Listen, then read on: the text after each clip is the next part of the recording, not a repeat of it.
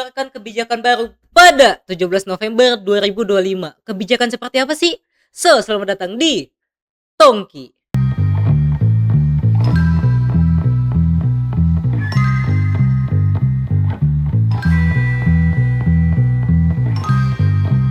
Yo, hello, selamat pagi dan selamat datang kembali lagi di Tongki bersama gue Syahrul. Seperti yang kalian tahu nama gue Syahrul karena baru aja gue kasih tahu nama gue Syahrul. So, jadi di sini ada kebijakan baru dari YouTube, yaitu YouTube restrict certain gaming content for being too violent ahead of GTA 6 release. Jadi YouTube baru saja mengeluarkan peraturan baru yang dimana untuk kalian para konten kreator gaming harus bisa lebih ketat lagi atau lebih berhati-hati dalam membuat konten game, terutama game yang mengandung unsur violent. Violent itu apa? Violent itu seperti adegan kekerasan. Starting on November 17, 2025, we'll be strengthening enforcement of our community guidelines around online gambling and graphic violence in gaming. Our policies are designed to evolve alongside the digital world. We're making test updates to keep pace with new trends like gambling with digital goods and to more closely align our guidelines for mature content with industry standard.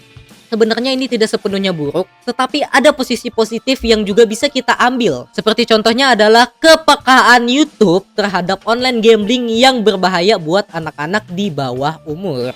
Sehingga YouTube mulai membuat peraturan yang mengekang online gambling yang memiliki kedekatan seperti judul dan juga iklan-iklan gambling lainnya. Here's summary of what's changing. Online gambling content are current policy prohibits content that directs viewers to online gambling sites or applications that are not certified by Google. We're expanding our enforcement to now cover online gambling with additional items that have monetary value, including digital goods, video game skin, cosmetic, and NFT. Sebenarnya dari dulu ada larangan atau kebijakan seperti ini yang melarang orang-orang untuk mengarahkan orang lain ke website-website gambling. Nah, tetapi perbedaan untuk yang saat ini untuk kategori gambling itu diperluas. Bukan hanya seperti memperlibatkan pertaruhan uang, tetapi juga taruhan-taruhan yang seperti contoh nih, kosmetik-kosmetik di dalam game, skin-skin di dalam game hingga ke TFT gitu. Yang gue baca seperti itu ya. Jadi ini adalah update dari peraturan yang sudah lama, bahwasannya konten-konten YouTube tidak boleh mengarahkan ke web-web yang berbau gambling. Bahkan untuk gaming sendiri itu tidak boleh mengarahkan orang-orang ke web gambling yang bahkan tidak menggunakan uang kamu, tapi bisa menggunakan item di dalam game sebagai bahan taruhannya. Ya, item di dalam game sebagai bahan taruhannya. Social casino content. We're updating our approach to casino style games where nothing of real world monetary value is wagered or cash out. Content that the pitch, promotes, or facilitate social casino sites will now be as restricted. Jika kalian telah di sini ada menyinggung mengenai casino style games. Ya, casino style games. Masih belum ada detail lebih lanjut seperti apa, tapi asumsiku sendiri, ini bisa saja casino style seperti di game-game simulator. Mungkin bukan hanya game-game simulator, bahkan seperti RDR hingga Yakuza sendiri pun bisa saja kena loh. Tapi seperti yang kita tahu bahwa itu adalah kasino bohongan. Maksudnya kasino bohongan itu seperti apa?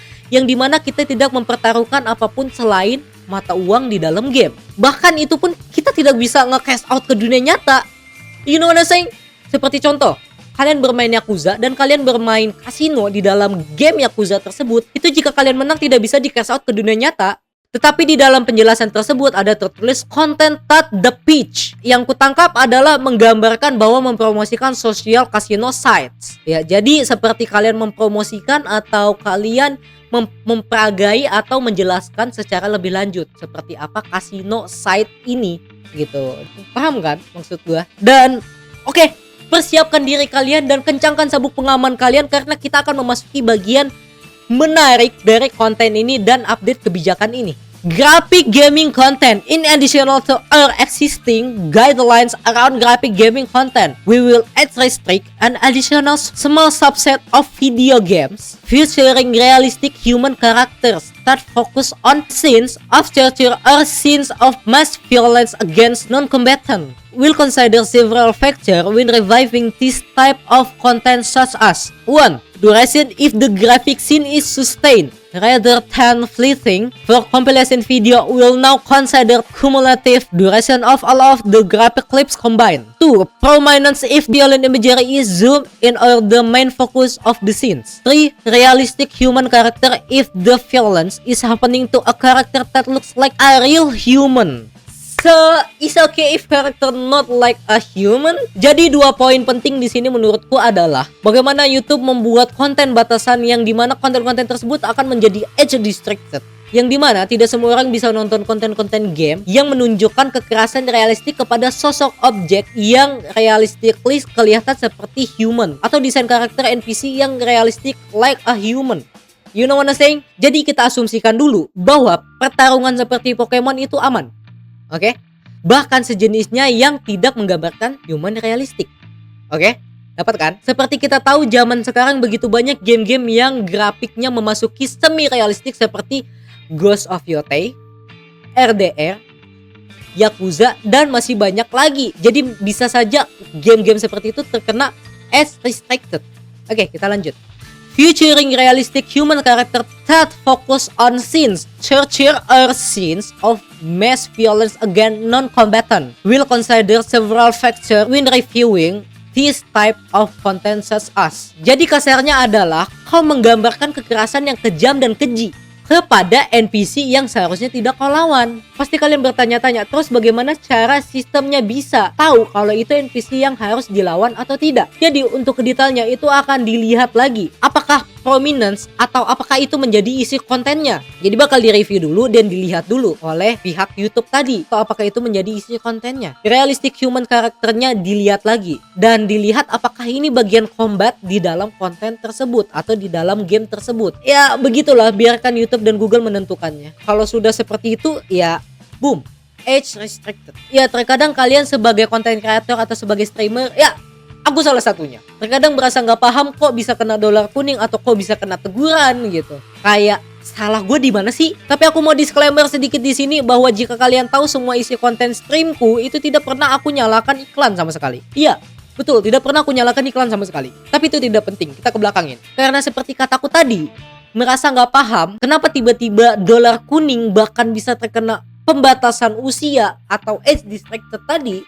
Tapi fun fact buat kalian, jika kalian tidak tahu, jika kalian terkena batasan umur, itu sudah pasti kalian gak bisa dapat ads. Jika konten kalian terkena pembatasan umur, itu sudah pasti kalian tidak bisa mendapatkan AdSense. Dan bisa gua tegaskan, view kalian juga bisa berdampak seperti drop atau tidak ditampilkan di beranda. Untuk gue pribadi itu akan berdampak besar ya, karena main konten gue adalah gaming. Mungkin gue akan membuat sedikit rombakan yang cukup besar untuk Tokyo. Ya mungkin kalian bisa memberitahu ke konten kreator atau streamer favorit kalian tentang berita ini. Itu bisa saja menjadi masalah baru buat mereka, agar bisa mereka wanti-wanti atau agar bisa mereka cegah hal tersebut, hal buruk terjadi. Balik lagi ke topik utama, aku asumsikan kebijakan ini diarahkan ke bocil-bocil yang di bawah umur under 18 tahun agar bisa difilter dari segi tontonannya. Tapi balik lagi nih pertanyaan pribadiku ya, buat apa YouTube Kids dan platform-platform yang emang dibuat khusus untuk bocil-bocil tersebut? Buat apa gitu? Ya kan, sehingga ya harus ngefilter lagi atau ngebuat kebijakan yang lebih ketat lagi ke YouTube biasa gitu. Oke, jadi menurut kalian bagaimana? Apakah ada koreksi? Silahkan tulis di kolom komentar. Jika kalian tidak suka dengan cara pembawaan gue atau bahasa Inggris gue cukup jelek, ya tulis di kolom komentar biar lebih jelas. Buat teman-teman di kolom komentar juga, biar bisa kita diskusikan secara sehat sama-sama di kolom komentar. Oke, bagi kalian yang suka dengan konten seperti ini atau bagi kalian yang ingin support gue, bisa dengan segampang klik tombol subscribe dan klik tombol like-nya. Atau buat kalian yang menonton stream gue, bisa langsung ke channel Tokyo karena gue stream hampir tiap hari di situ. Dan ya mungkin sampai sini saja untuk konten Tongki kali ini. Terima kasih buat kalian yang sudah mengikuti sampai akhir. Seperti biasa, ini bukan akhir. Keep enjoy and have fun. Bye bye.